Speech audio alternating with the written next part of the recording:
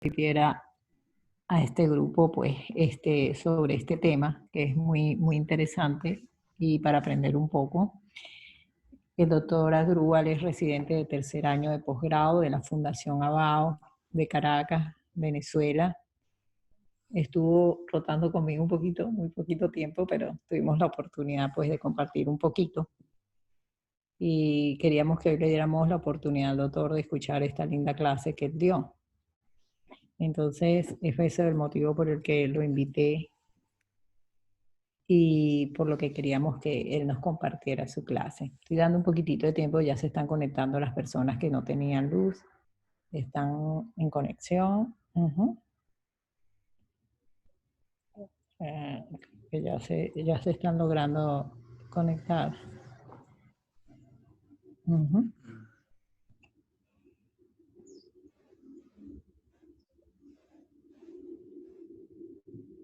Ok. Usted me avisa. Sí, estoy dándole un momentico, el doctor nos está pidiendo un minutico para terminar de conectarse. Lo esperamos. Estamos esperando un minutito más. Yo creo que ya se está conectando. A ver. Y si no, comenzamos. Vamos a ver. Yo creo que ya vamos a comenzar.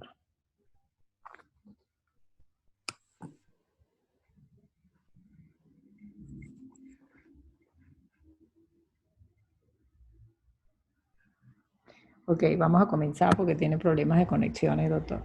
Bueno, entonces vamos a darle las gracias a Asdrúbal. Asdrúbal, gracias por aceptar esta invitación. Y bueno, somos todo oídos. Bueno, muchísimas gracias a usted, doctora, por permitirme dar esta clase y bueno, a todas las personas que están conectadas. Entonces hoy quería hablarles un poco de lo que es la OCT en geografía, un nuevo elemento un nuevo estudio de imagen que vamos a tener en nuestro arsenal para hacer estudios y pues sacarle el mayor provecho a este estudio. Y esto quiere ser una introducción a lo que es este estudio y a sus aplicaciones. Como dijo la doctora Karam, yo soy residente de tercer año de la Fundación Abao y bueno, espero que si en algún momento tienen alguna pregunta, pues me pueden interrumpir, me la hacen y si voy muy rápido también me pueden decir que voy muy rápido y yo me paro un poco. Entonces no tengo ningún sesgo comercial con relación a esta clase, sin embargo va a estar muy orientada a lo que es el equipo de SAIS, ya que este es el equipo que disponemos en nuestra institución. El contenido de esta clase va a pasar por lo que es la historia de la OCT en geografía desde sus inicios, un poco de las características generales del equipo y del estudio, cómo hacer un análisis detallado del mismo, los artefactos que podemos encontrar y algunas aplicaciones que se le han encontrado a este estudio. Entonces, para hablar un poco de la historia, para poder hablar de la historia de la angio-OCT hay que remontarnos a la historia del OCT cuando David Huang en el MIT en 1991 inicia a desarrollar lo que sería posteriormente los conceptos de la tomografía de coherencia óptica y pues a lo largo de los años se fueron especializando y fue aumentando la capacidad de resolución y la velocidad de estos equipos. Y por eso es importante mencionar a este señor que está acá, Jay Wei, que comenzó a trabajar con SAIS en el 92 hasta el 2003 y posteriormente él se sale de la compañía, monta su propia compañía OptoView y desarrolla lo que posteriormente sería la tecnología de Fourier Domain o Spectral Domain, que nos ha permitido o nos ha llevado a la cantidad o la velocidad de A-scans por segundo necesarias para poder lograr hoy en día lo que es la angiografía por OCT.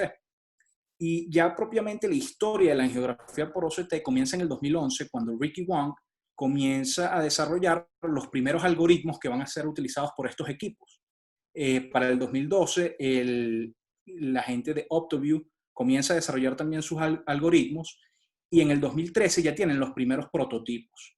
Como podemos ver acá, al principio, cuando teníamos los primeros OCT, la velocidad de resolución, la velocidad de A-scans y la resolución axial de estos equipos era muy baja comparada con lo que tenemos hoy en día.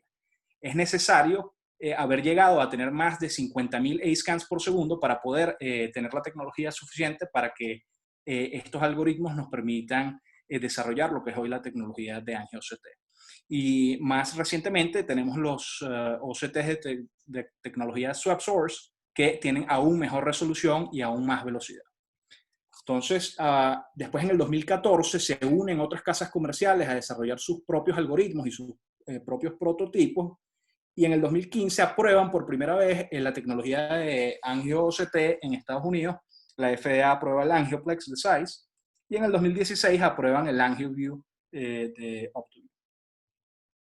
Entonces, ¿cómo funciona realmente el AngioCT?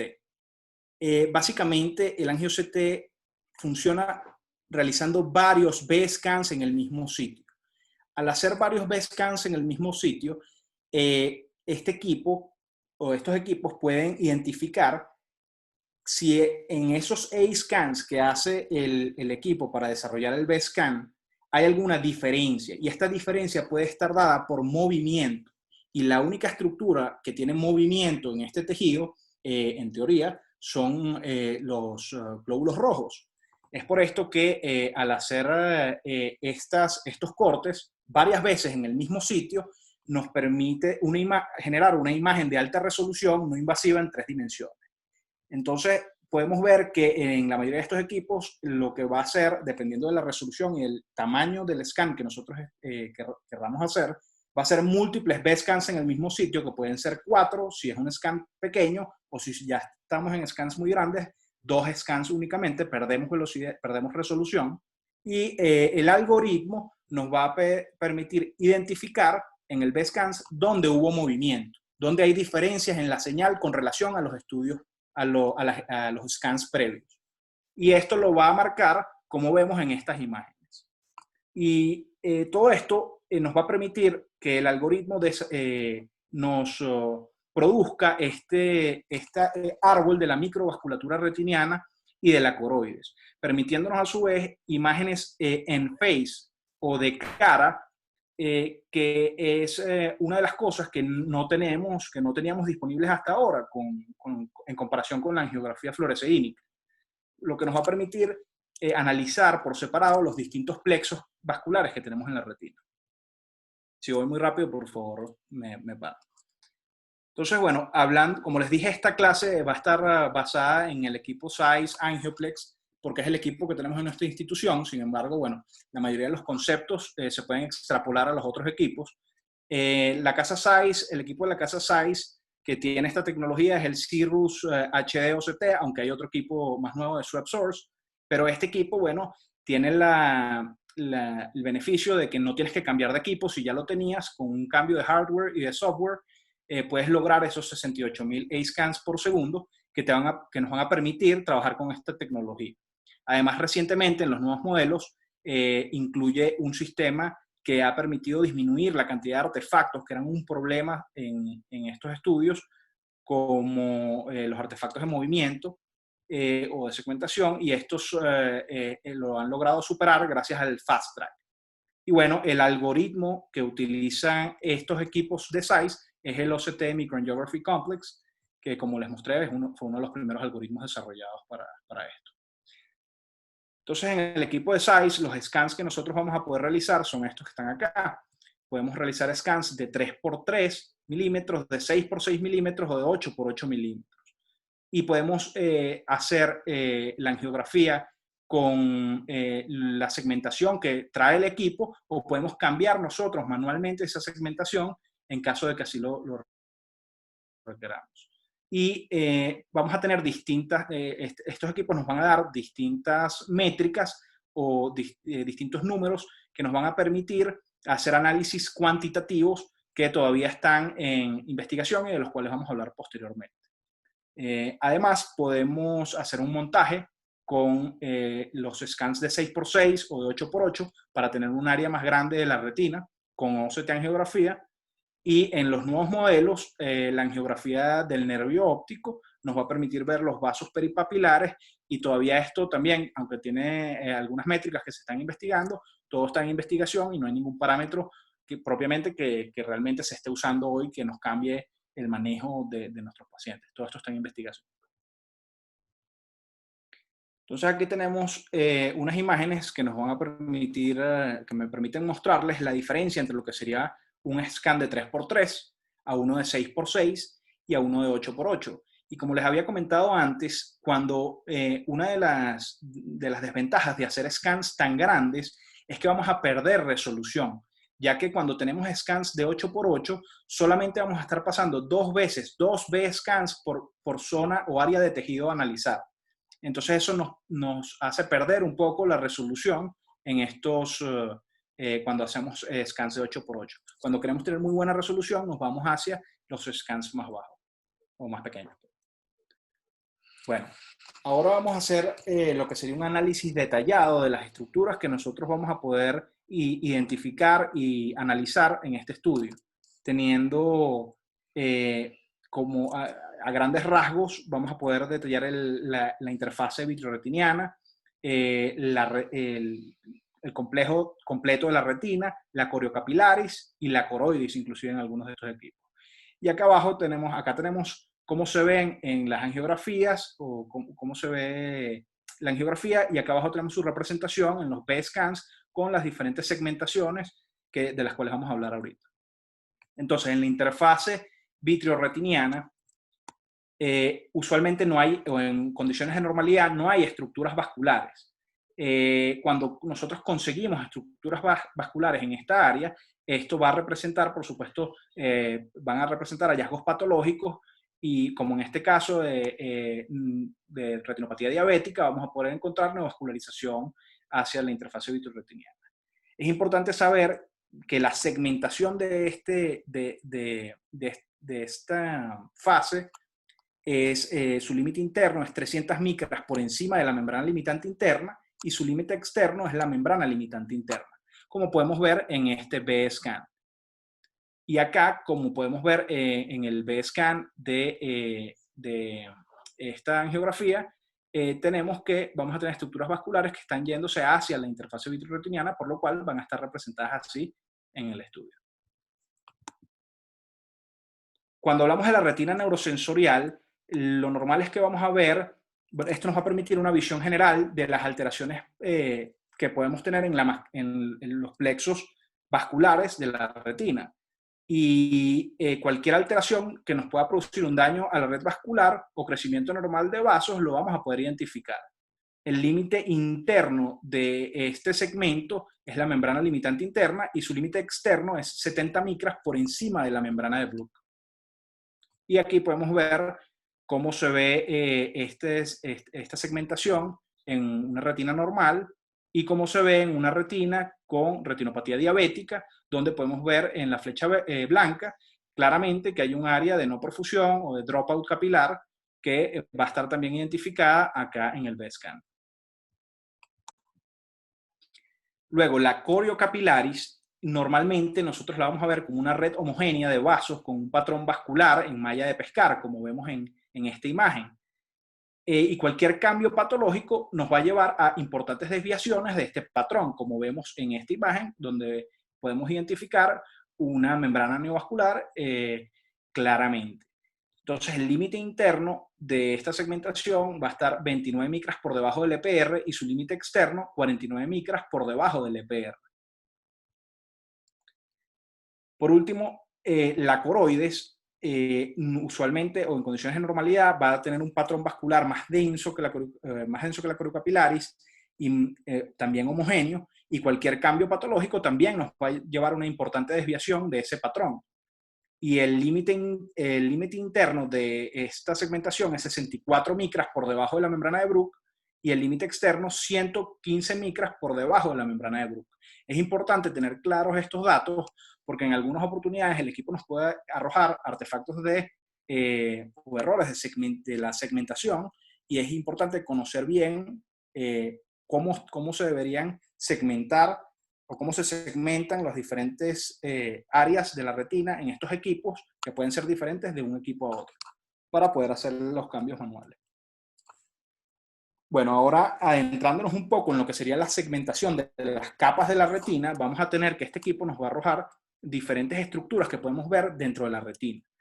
lo primero que vamos a ver o que podemos ver va a ser una codificación de colores. Luego podemos ver el plexo vascular superficial, el plexo vascular profundo y la zona vascular. Y ahora vamos a hablar de cada uno de ellos. Entonces, en la codificación de colores, no es más como veían en esta imagen, que la unión de todos esos plexos y de la zona vascular que van a estar separados o identificados por distintos colores. El plexo vascular superficial en rojo, el plexo vascular profundo en verde y en azul la zona vascular. Por supuesto, los límites de esto va a ser la membrana limitante, el límite interno, la membrana limitante interna y el límite externo, 70 micras por encima de la membrana de Bruch. Y esto es importante, este es uno de los análisis que más utilizan en distintos oftalmólogos que utilizan estos estudios, porque nos puede dar una visión general y nos puede orientar hacia el nivel de profundidad de dónde está la lesión. Como podemos ver acá, en una retina normal, donde se ve el plexo vascular superficial, las arcadas en rojo, el plexo vascular profundo en verde y no vemos nada en azul, porque en el área vascular, en la zona vascular, no hay vasos. En cambio, en esta telangiectasia macular, vemos como hay algunos vasos que ya están alterando lo que sería la zona vascular y entonces se pueden ver en azul en el estudio. Además, podemos ver cómo hay alteraciones en la microvasculatura, en los plexos superficial y profundo. El plexo vascular superficial no va, en su normalidad lo vamos a ver como una fina red capilar con señales de muy fuerte intensidad. Y en esto va a ser muy importante porque vamos a poder detallar la zona vascular foveal, que está identificado con la flecha roja en la lámina. Y este plexo nos va a permitir identificar daños en la microvasculatura muy rápidamente, como en este caso que vemos una retinopatía diabética, donde vemos, bueno, la zona de no perfusión o dropout capilar, algunas zonas que pareciesen de microaneurisma. Y bueno, su límite interno va a ser la membrana limitante interna y su límite externo va a ser la capa plexiforme interna. Luego el plexo vascular profundo va a ser una red capilar más densa que en el plexo vascular superficial y esta va a tener la particularidad que los capilares no van a llegar completos hasta la fovea, sino se van a quedar en la perifovea. En el plexo vascular profundo es muy importante, sobre todo en patologías como la retinopatía diabética, donde vamos a poder ver más detalladamente las alteraciones que produce esta enfermedad en este plexo, cosa que antes no podíamos identificar tan bien como en este estudio en angiografía fluoresceínica. Los parámetros para la segmentación en este equipo son el límite interno, la capa plexiforme interna, y el límite externo, la capa plexiforme externa, como vemos en los scans T. Luego tenemos la zona vascular, que por supuesto en condiciones normales no se van a observar ningunos vasos, pero ya cuando tenemos alteraciones patológicas vamos a poder ver cómo los vasos se van a poder ver en esta zona vascular y vamos a poder identificarlos claramente en nuestros estudios. El límite interno de esta segmentación es la capa plexiforme externa y su límite externo, la capa de fotorreceptora. Los segmentos externos a los fotorreceptores. Entonces, ahora, ¿cómo vamos a analizar un estudio de angio-CT? Esta es la imagen que les va a representar una vez adquirido el estudio en la pantalla. Y quizás de las cosas más importantes al sentarnos a analizar una angiografía por OCT es primero ver la calidad del estudio. Si el estudio tiene una buena calidad, debería tener una señal, que es lo que vemos acá, de más de 6 por lo menos, 6 o 7 de 10. Es muy importante también siempre comparar lo que estamos viendo con el B-scan y a la vez con la imagen de control. Luego vamos a ver que en este análisis vamos a tener los mapas preseleccionados con las diferentes segmentaciones que pudimos haber introducido manualmente o automáticamente hecho el equipo, y podemos seleccionar cada una de estas, lo que nos va a dar la imagen que estamos seleccionando. Luego el mapa seleccionado con su B-scan, luego vamos a tener la imagen de control y acá por último vamos a tener, aunque esta imagen no es de los equipos más recientes, acá se van a poder ver diferentes referencias o métricas que vamos a poder utilizar para hacer análisis cuantitativos.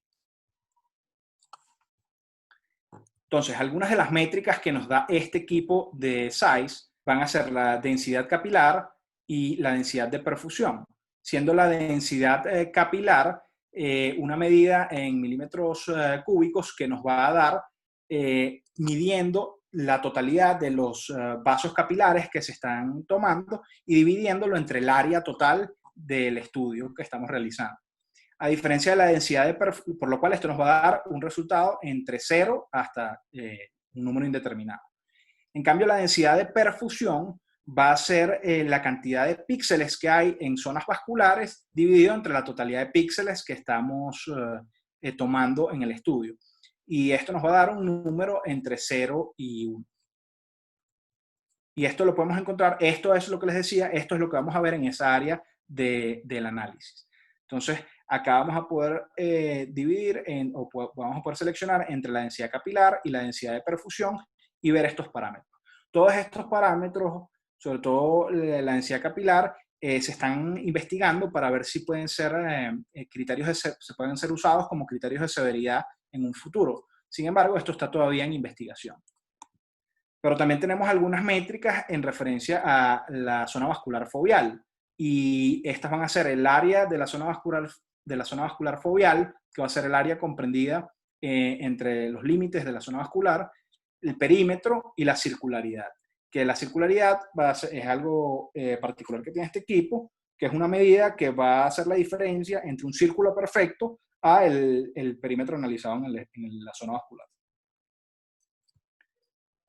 Ahora vamos a hablar sobre algunos artefactos que podemos encontrarnos haciendo estos estudios, y eso es una pregunta muy frecuente que he visto que han hecho en todos los webinars que han tenido referencia a estos nuevos estudios. Entonces, algunos de los artefactos que podemos encontrar, o los que más frecuentemente vamos a encontrar hoy en día, son artefactos de proyección, que son una cuestión muy curiosa que ocurre cuando se hace la segmentación del estudio. Y podemos ver que en una zona más superficial hay un vaso, y al ver la zona más profunda, ese vaso se ve representado también en el estudio, como lo ven acá en la flecha blanca. Entonces, estos son unas imágenes unos artefactos que da el equipo cuando se realiza el estudio, pero que son muy fáciles de identificar una vez uno tiene ya algo de experiencia. También tenemos artefactos de sombra que pueden producirse por alteraciones en el tejido retiniano cuando tenemos demasiado edema o tenemos alteraciones en las capas. Esto nos puede producir artefactos de sombra que no nos van a permitir ver con la misma intensidad el estudio o el segmento que estamos analizando. Luego también podemos tener artefactos de ventana, como estos que encontramos acá, donde por alteraciones en el tejido, pero ya por atrofia o por disminución de las capas del tejido retiniano, nos va a dar también un artefacto en el cual vamos a ver con mayor intensidad o reflectividad estas estructuras vasculares, donde pues en otro caso no los veríamos así. Y bueno, tenemos cómo se ve en este caso una telangiectasia macular. Y también hay algunos artefactos de movimiento y de segmentación, aunque estos ya los conocemos, son parecidos a los que vemos en los estudios o en las imágenes que tomamos por OCT, y realmente estos artefactos han logrado sobrepasarlos con la introducción de nuevas tecnologías como el fast tracking. Y los errores de segmentación dependen también del análisis que haga el médico al momento de analizar el estudio, verificar bien cómo está la segmentación de su estudio y pues cambiarla manualmente si hay algún error. Esto sobre todo en patologías donde hay una alteración muy grande de las estructuras retinianas, que realmente es fácil que el equipo pues tenga errores de segmentación. Ahora, para hablar un poco sobre las distintas aplicaciones que podemos tener en este estudio, bueno, para la retina, pues hay múltiples patologías en las cuales se ha utilizado este estudio y se están haciendo investigación en este momento para pues determinar su utilidad. Muchos retinólogos y muchas personas la utilizan, o muchos oftalmólogos hoy frecuentemente, para retinopatía diabética, oclusiones vasculares, degeneración macular relacionada a la edad, telangiectasias maculares, vasculopatía coroidea polipoidea, retinopatía serosa central, retinopatía por células falciformes y Alzheimer. Y vamos a hablar sobre algunas de ellas. Por ejemplo, en retinopatía diabética, la angiografía por OCT, fíjense cómo nos va a dar, nos va a permitir ver de forma muy clara áreas de no perfusión o dropout capilar, como las que vemos acá, microaneurismas, aunque para esto es mejor la FRG, como vemos en esta imagen A, donde vamos a poder ver algunos microaneurismas que no podemos ver en la angiografía por OCT. Y la razón de esto es que ¿Aló? ¿Aló? No sé si alguien tiene algún comentario. Apagar los micrófonos. Ok. Si voy muy rápido, por favor avísenme. No, vas bien, todo bien. Ok. Entonces, acá podemos ver, por ejemplo, en este caso de retinopatía diabética, como en la angiografía fluoresceínica podemos ver muy bien los microaneurismas, pero cuando vamos a la angio-CT decimos, oye, pero ¿dónde están todos esos microaneurismas que veíamos en la angiografía? Y realmente se ha encontrado que en algunos casos no se ven estos microaneurismas porque la velocidad del flujo dentro de estos microaneurismas baja o es muy alta.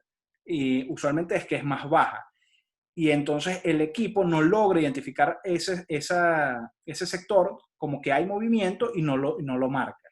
Para eso, la angiografía fluoresceínica es mejor. Sin embargo, para las zonas de no perfusión, para las zonas de neovascularización, para la evaluación en algunos casos de IRMAS, es muy útil este estudio. Tanto que muchas personas que trabajan con pacientes con retinopatía diabética la utilizan hoy en día como un estudio inicial a la hora de enfrentarse a un paciente al cual están evaluando inicialmente con una retinopatía diabética. Les permite identificar muy bien áreas de isquemia en la zona vascular foveal, hablarle de pronóstico al paciente, permitirle demostrarle las neovascularizaciones. Entonces, realmente, pues es un estudio muy útil. También en oclusiones vasculares, pues evidentemente para hablar de pronóstico, para ver cómo está la zona vascular foveal, la isquemia a nivel foveal y las zonas de no perfusión, en estos casos es bastante útil. En algunos casos de oclusiones vasculares, cuando hacemos una angiografía fluoresceínica, pues la cantidad de eh, distintas si hay isquemia o no. Y en cambio, con este estudio, pues sí nos va a permitir pues, hacer una mejor orientación y poder darle quizás un pronóstico más exacto a nuestros pacientes. También para poder evaluar si hay neovascularización, en estos casos es muy útil. En degeneración macular relacionada a la edad, también muy utilizado, nos permite hacer análisis de tipo cualitativo y cuantitativo de las membranas neovasculares.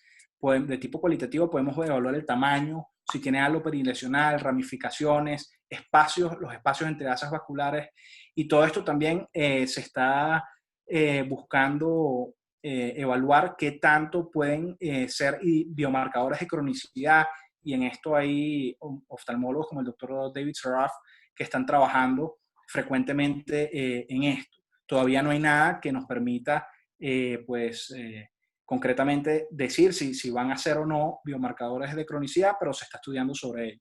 Y también de tipo cuantitativo, evaluar el área, la densidad vascular y ver cómo en el transcurso del tratamiento, pues esto puede ir cambiando y poder ir orientando a nuestros pacientes. También se ha demostrado que en el caso de degeneración macular relacionada a la edad, podemos encontrar algunas zonas hiperreflectivas o material subretinal hiperreflectivo que son zonas en donde no hay perfusión, pero pareciese haber, o nos demuestra el estudio que hay vasos. Y decimos, oye, pero ¿por qué aquí está esto hiperreflectivo si no hay perfusión o no pareciesen haber vasos? Y resulta que son áreas dentro de la degeneración macular exudativa que tienen un cierto material que está en movimiento. Y como está en movimiento, este equipo pues lo marca y lo podemos ver en el estudio. Y se está tratando de investigar si esto también nos puede establecer un criterio de severidad para pacientes con degeneración macular. Entre las ectasias maculares, por supuesto, también la utilidad de este estudio es evidente. Podemos ver las alteraciones claramente en los plexos vasculares, por lo cual quizás es quizás superior a la angiografía fluoresceínica. Y bueno, luego también tenemos otras cosas, como algunos investigadores que han estado estudiando si la zona vascular foveal podrá ser un predictor de severidad también en enfermedad de Alzheimer. Todo esto está en estudios experimentales, por supuesto, pero son cosas en las que se está trabajando hoy en día y que probablemente tengan utilidad en algún futuro. Luego también tiene aplicaciones para glaucoma, donde podemos, esto está muy reciente también, este equipo de SAIS lo tiene, pero pues está en investigación. Todavía no tenemos o no podemos utilizarlos clínicamente en nuestros pacientes. Y nos permite evaluar los vasos peripapilares y cómo van cambiando con respecto a la progresión del glaucoma, como podemos ver en esta imagen que les traigo acá, en un nervio óptico normal, en un nervio óptico no glaucomatoso, cómo se ven la red peripapilar, la red capilar peripapilar, y en un glaucoma moderado, cómo cambia, y en un glaucoma severo, cómo cambian estos vasos. Y bueno, todo esto está en estudio, pero probablemente tenga utilidad en algún futuro. Y bueno, este equipo también inclusive nos va a dar algunos valores cuantitativos, que bueno, se escapa un poco del espectro de esta clase, pero que sepamos que en el futuro esto probablemente tenga bastante utilidad. Entonces, muchos preguntan, y ha sido el comentario de muchos de las clases que han dado últimamente, la angiografía por OCT entonces llegó para quedarse, llegó para ser un sustituto de la FRG. Bueno, de que llegó para quedarse, probablemente sí. Fíjense cómo, si hacemos una búsqueda sencilla en PubMed de OCT en geografía, podemos ver que en los últimos años, con un estudio tan reciente como es la OCT en geografía, que apenas viene desde el 2015, tenemos más de 2.300 artículos de investigación sobre esto. Y sobre si la OCT en geografía va a suplantar la FRG, pues quizás es algo que no es una pregunta justa, porque como vimos, la FRG tiene o ve algunos parámetros que no ve la angiografía por OCT y viceversa. Entonces quizás para algunas patologías sea muy útil la angiografía por OCT y quizás sí suplante a la FRG, pero para otras seguirá siendo el estudio a indicar la FRG. Y también están después otro tipo de análisis que hay que hacer, como el costo-beneficio y si el riesgo de seguir haciendo FRG puede pues, disminuir cambiando OCT a angiografías por OCT. Bueno, por último, quiero comentarles que, por supuesto, hay distintas casas comerciales con distintos modelos de equipos que van a tener diferencias, sobre todo en la velocidad y en la resolución de las imágenes que pueden obtener. Y, por supuesto, también van a tener diferentes algoritmos, por lo cual no se puede comparar un estudio sobre otro. Y bueno, aquí tienen algunos de ellos, el AngioPlex de SAIS, el AngioView de Octoview, el Spectralis de Heidelberg, y este equipo también es de SAIS, pero está en experimentación, que es el de SwapSource OCTA. Y acá lo que les decía, por la razón de, al tener diferentes algoritmos, estos distintos equipos y las diferentes casas comerciales, no nos permiten hacer buenas comparaciones entre un equipo y otro. Por lo tanto, no es recomendable seguir un paciente con diferentes equipos, ya que no se van a poder comparar unos y otros con la exactitud que quisieras. Y bueno, esa fue toda la clase de hoy. Esta es una imagen del equipo de experimentación de SwapSource que tiene SAIS, que es el Plex. Y aquí podemos ver una imagen muy bonita en un paciente con retinopatía diabética, cómo se ve pues un área bastante amplia del fondo ocular. Y bueno, si tienen algunas preguntas, muchas gracias por escuchar. Muchísimas gracias. Gracias por acompañarnos, por hacer esta clase. Quisiera ver si hay comentarios, si hay preguntas. Aquí te felicitan, excelente Asdrúbal, parece que estuvo maravilloso. Muchísimas gracias, te mandan. Si alguien tiene alguna pregunta, algún comentario, puede hacerlo. Yo quisiera hacer un comentario. ¿Cómo no? Sí, hola, buenas tardes, ¿cómo están? Ujú. Asdrúbal, felicitaciones por la clase, de verdad está súper, muy bien explicada y muy bien. El mensaje que quieres transmitir se recibió muy bien. Pero yo creo que habría que hacer énfasis en una cosa, que el OCTA es un estudio que la información que da es una información básicamente estática. No habla más bien de cómo se está comportando esa vasculatura en la retina, como lo haría la AFRG. Entonces, yo creo que ambos estudios funcionan y cada uno de los estudios tiene su finalidad particular. Sin embargo, yo creo que al momento de decidir en un paciente qué estudio hacer, yo creo que valdría la pena saber elegir muy bien, dependiendo de qué tipo de paciente, hacer qué estudio y qué otro. Y en el mejor de los casos, tratar de complementar el uno con el otro. Yo creo que básicamente la OCT angio es muy buena para aquellos casos en los cuales nosotros tenemos patologías isquémicas, sobre todo isquemias maculares, aquellos pacientes en los cuales la disminución de la agudeza visual no la podemos explicar por ninguna otra razón y básicamente lo que tenemos es una isquemia macular y eso te lo va a decir el OCT angio que muchísima mejor definición que una FG o una FRG, sobre todo con todas las métricas que tú mostraste. Entonces, yo creo que dependiendo del paciente, valdría muchísimo la pena sacarle el mayor provecho a uno u otro estudio y tratar de complementar la información de ambos estudios. ¿Ok? Gracias. Sí, de Si acuerdo alguien- contigo, Alexander. Muchísimas gracias, Alexander. Si alguien más tiene algún comentario, aquí tenemos retinólogos, también pueden hacer comentarios. Está el doctor Andrea Koch, si quiere hacer algún comentario con su experiencia. Ah, Sí, la otra cosa de los errores que mencionó Asdrúbal, el de segmentación, yo creo que es el más común, sobre todo en este tipo de software de Angioplex, que es el con el que nosotros también tenemos experiencia actualmente. Sobre todo cuando tenemos una retina que está completamente irregular y el software no sabe reconocer las capas por donde tiene que segmentar normalmente. Es en esos casos donde yo creo que no vale la pena que te manden el estudio del consultorio, sino uno tiene que sentarse frente al equipo y uno básicamente evaluar el estudio y en base a lo que uno ve en la pantalla decir cómo interpretar el estudio. Yo creo que esa es una de las limitantes que tiene esto en comparación a cualquiera de los otros estudios que tenemos. Que este es un estudio que se hace de manera rápida, pero que analizarlo toma muchísimo más tiempo. Porque no todo lo que normalmente lanza el reporte es así.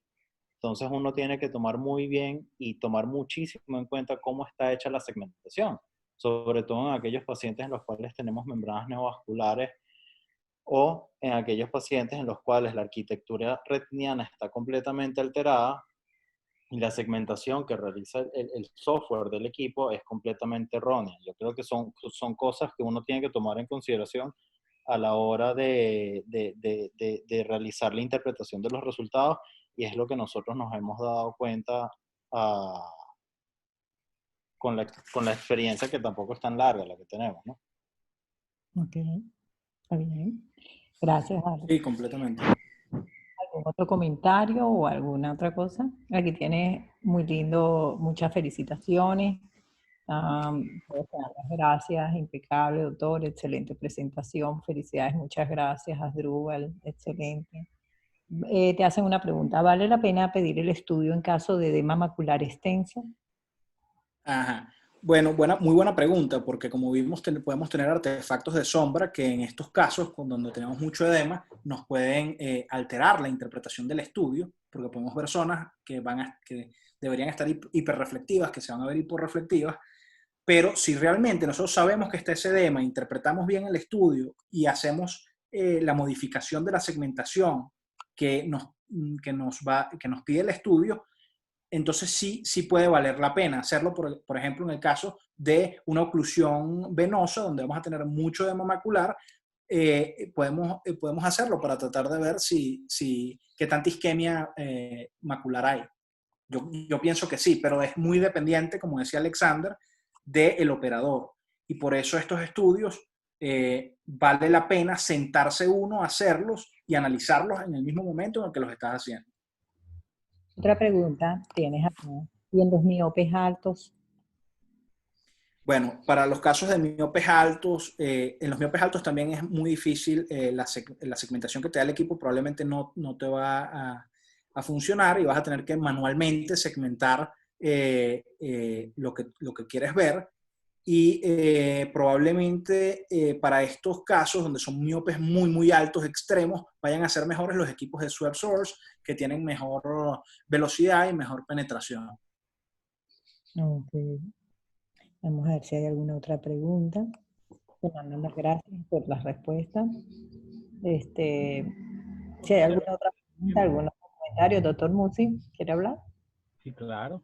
Ujú. Primero que todo, para saludar a mi pupilo Asdrúbal. Me siento muy emocionado con su charla, digamos, por su claridad y por su dicción, todo perfecto. Así que, un buen abrazo. Quizás valdría la pena que nosotros nos devolvamos un poco en el tiempo y recordemos al doctor Darío Fuenmayor Rivera, mi compañero de curso, éramos casi que compadres, quien fue uno de los que le dio el mayor impulso a la angiografía fluoresceínica aquí en Venezuela. Y muchas de las personas que aprendieron angiografía fluoresceínica lo hicieron con él. Nosotros en el año 1975, es decir, ya hace 45 años, conseguimos que nos donara la Fundación Polar un equipo Topcon para angiografía fluoresceínica que colocamos en el servicio de medicina interna B del Hospital Vargas de Caracas. Realmente para ese momento no había unidad de angiografía a nivel del servicio de oftalmología. Allí comenzamos a hacer estudios y, digamos, especialmente en enfermedades sistémicas, que era lo que a mí me interesaba, pues, en hipertensión arterial, en enfermedades del colágeno, particularmente en lupus eritematoso sistémico. Todavía guardo, pues, muchas de esas. Eran tiempos, como diríamos, difíciles en el sentido de que eh, yo no le cobraba a los pacientes, había que comprar papel, había que comprar la inyección, yo mismo ponía la fluoresceína sódica al 4%. Muy pocas veces tuve reacciones, digamos, serias, pero inclusive se describe hasta paros cardíacos y muertes. De manera que si tuviéramos que, aunque sea una mínima proporción, vemos pues como estos estudios modernos no carecen, digamos, de estos efectos colaterales. Otra cosa que siempre insisto es que no debemos olvidarnos de que la clínica es la clínica y de que el paciente, esto no quiere decir que uno no le mire el fondo ocular. El fondo ocular debe ser observado de la misma manera que se hace con cualquier otro paciente, con detenimiento, etc. Claro, aquí vemos cómo todos los plexos, el plexo superficial, el plexo profundo. Fíjense cómo el plexo profundo es el que más se daña en la diabetes. En tanto que el plexo superficial es donde existen, digamos, las lesiones generalmente de la hipertensión arterial, particularmente cuando se trata de una hipertensión acelerada maligna. De manera pues que todo eso pues lo pusimos a ver. Fue mi entrada digamos, a los oftalmólogos, porque realmente fue la primera vez que me invitaron como invitado especial a un congreso de oftalmología, donde yo hablé de hipertensión arterial, lo que se conocía, pues digamos, en esa época, y mostré algunas de las angiografías que yo había hecho. Claro, todo eso es cuestión del pasado, el progreso va, digamos, corriendo. Generalmente el progreso se va comiendo lo que hay y va trayendo nuevos aparatos. No sé hasta dónde irá a llegar esto, pero esto indudablemente, pues, si uno ve un libro, por ejemplo, que me regaló Emily hace muchos años sobre OCT, y usted compara esas imágenes con estas, se da cuenta, pues, el progreso en cuanto a la calidad, en cuanto a todo, desde ese momento hasta ahora. Lo que suponemos, pues, que esto va a llegar todavía mucho más adelante. Por otro lado, es interesante, que es una de mis frustraciones, que el diagnóstico de enfermedad de Alzheimer, leímos hace algunos cuantos años atrás, podía hacerse con fotografía de fondo de ojo, con angiografía, colocando los filtros adecuados y dándole al paciente una sustancia, digamos, que utilizan mucho los asiáticos, que se llama la curcumina.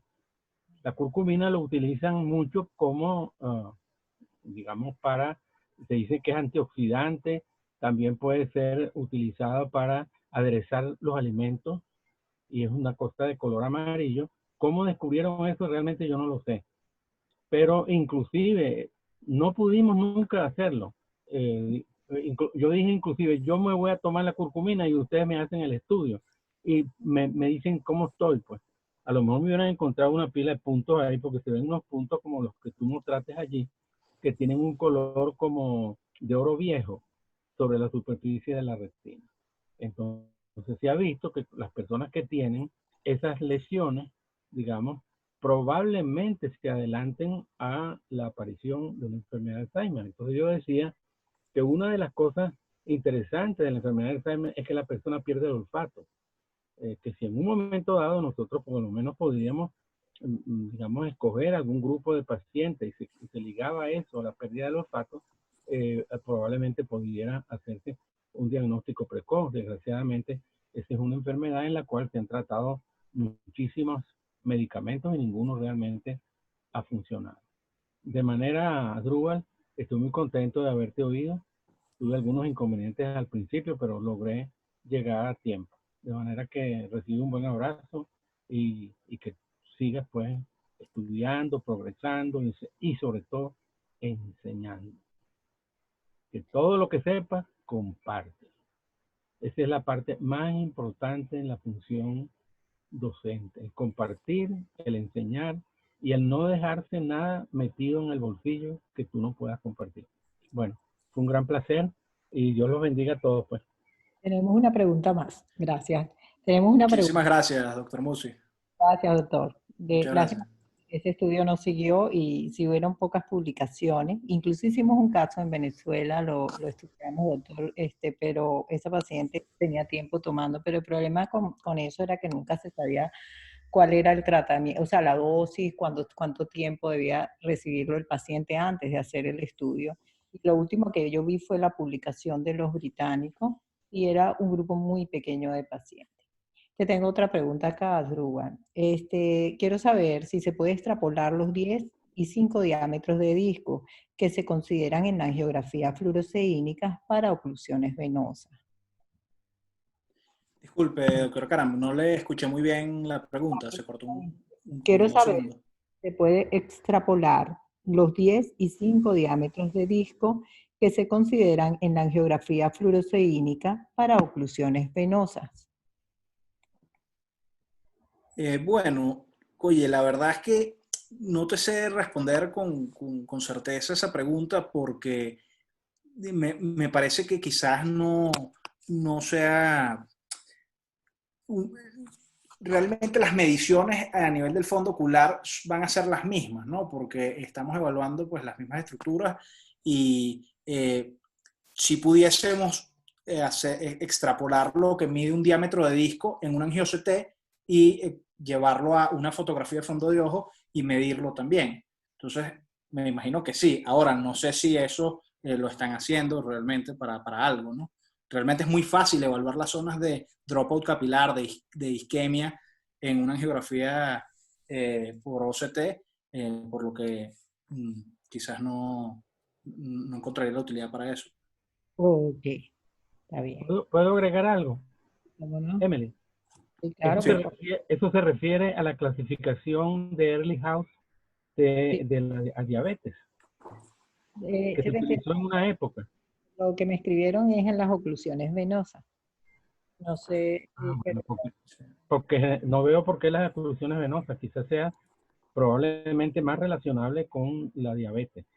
Lo que pasa, yo creo que se está refiriendo a oclusiones venosas isquémicas. Debe ser. Para evaluar las áreas de isquemia periférica. Sí, por eso mi comentario, ¿no? Es mucho más específico y quizás mucho más fácil evaluar isquemia, es muy superior la angiografía por OCT que la angiografía fluoresceínica, sobre todo en esos estadios iniciales donde hay mucho edema y hay mucha extravasación de la fluoresceína.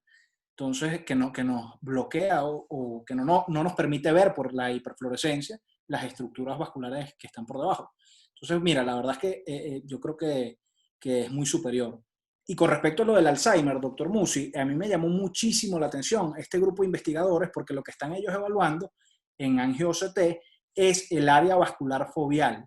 Y ellos dicen, o la hipótesis es que en los pacientes con Alzheimer se puede hacer se puede utilizar la angiografía por OCT como pesquisa, porque en estos pacientes hay alteraciones en la zona vascular foveal tempranamente, sin ninguna otra alteración retiniana. Entonces, ese estudio está es bastante extenso y ya está bastante adelantado y me llamó muchísimo la atención. Perfecto. Bueno, muchísimas gracias. Si no hay otro comentario, otras preguntas, tienes muchas felicitaciones. Muchísimas gracias, Drubal, por habernos acompañado hoy. No, gracias a usted, doctora, por introducirme a esto y por dejarme dar esta presentación a todos ustedes. Muchísimas gracias a las personas que escucharon. Mañana entonces los vemos. Mañana vamos a tener una clase de apraxia oculomotora. Ya el link les llegó, yo se los vuelvo a hacer llegar. Y entonces nos vemos mañana. Muchísimas gracias. Que tengan buenas tardes. Hasta luego. Chao, hasta luego.